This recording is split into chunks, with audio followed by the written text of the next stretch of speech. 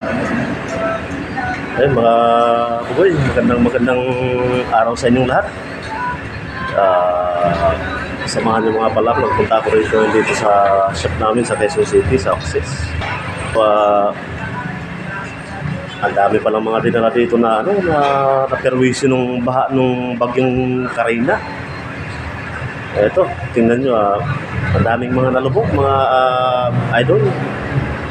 Kawawa naman yung mga may-ari ng mga sasakyan na nalubog. Ito talagang totally talaga na submerged talaga sa baha. Kasama na yung mga gamit nila doon na nasa loob ng sasakyan, yung mga accessories sa loob. Ayun, puro lahat yun, basa, mga idol. Halika kayo, samahan nyo ako, tingnan natin. Ito, mga idol ko. Ayan, oh. Tingnan nyo naman yan. Ayan, oh. Ayan, lubog sa baha yan. Ayan, oh. Grabe, buti nga, nahugasan na ng mga mekaniko to. Nalabhan na, ayan, oh. Oh. Oh, tingnan nyo naman ang itsura niyan. Yung sa flooring to, yung bandang flooring ito. Oh, ito yung loob ng sasakyan. Kawawa naman. Oh, ayan, yung dashboard na yan, lubog yan. Oh. Oh.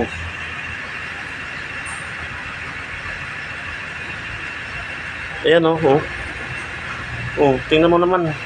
Oh, yung mga wirings niyan, wala na. Lubog lahat ng wirings niyan.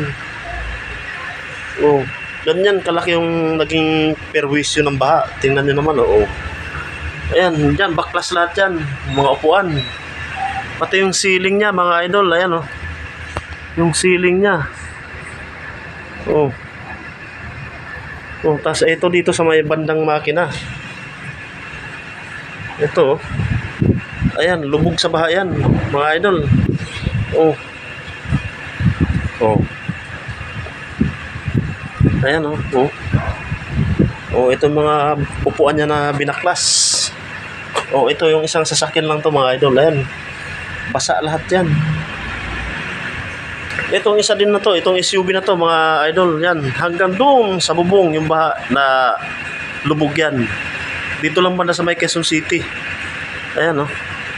Oh, hanggang dyan sa bubong na yan. Tapos pati yung loob nito, ano rin. Ayan. Ayan, puro lubog sa ano yan. Pati ito mga upuan na to, kasama yan. Lubog lahat yan. Ito, may isa tayo dito na ano, ayan, tingnan mo yung ano, natanggal na yung ano niyan, yung na-drain na yung langis niya na nabaha. Pero tingnan niyo naman yung usok niya, oh, tingnan mo. Umandar na siya, mga idol. Ayan. Ayan, oh, grabe usok, oh. Oh. Ayan, nalinisan na yung makina niyan. Oh. Pero tingnan mo yung andar, mga idol. Talagang nagbago yung andar niya simula nung mabaha. Ayan, oh. Oh.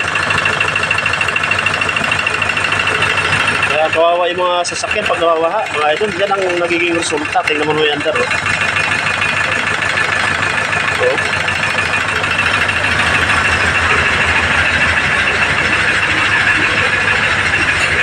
Ay, yung usok, tingnan mo, oh. Oh. Yung mga latak na naiwan. Pero na ano na yan, na drain na siya, tas na ano na yung makina niya.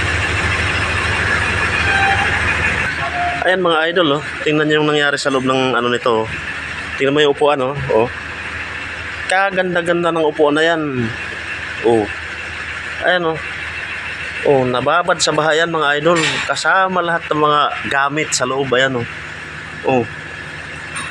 Kung maamoy nyo lang, mga idol, ayan, tingnan mo yung roof, ano niya, ceiling niya, oh, ayan, oh. Oh. Lubog na lubog sa baha to. Tingnan mo kung gaano kahirap na linisin yan. Oh. Ayan, oh. Oh, tingnan mo. Oh. Yung ano niya, itsura niya.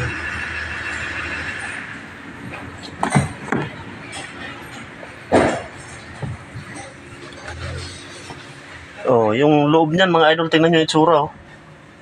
Napakabaho sa loob, amoy burak. Kawawa naman, bagong-bago yung sasakyan na to mga idol eh, no? Oh. Oh.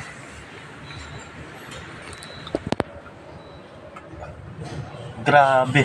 Yan ang pinsalang dulot ni Karina. Oh. Oh, ito nag-iisang unit pa lang to mga idol. Ang daming dumarating dito na puro mga binaha. Oh. Bagong-bago tong sasakyan na to. Wala pang isang taon mga idol. Tingnan niyo naman yung burak oh. Yung putik na nasa loob. Oh.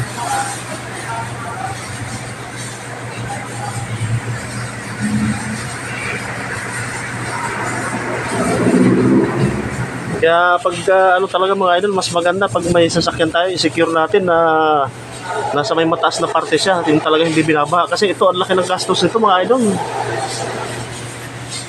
Oh. Ayan. Tingnan mo naman yung itsura ng upuan, oh. Oh. Oh, putik na. Wala na. Yung kulay puti yan. Kulay puti yan na ano, parang limousine. Oh. Tapos yung amoy. Nako, kumaamoy nyo lang mga idol.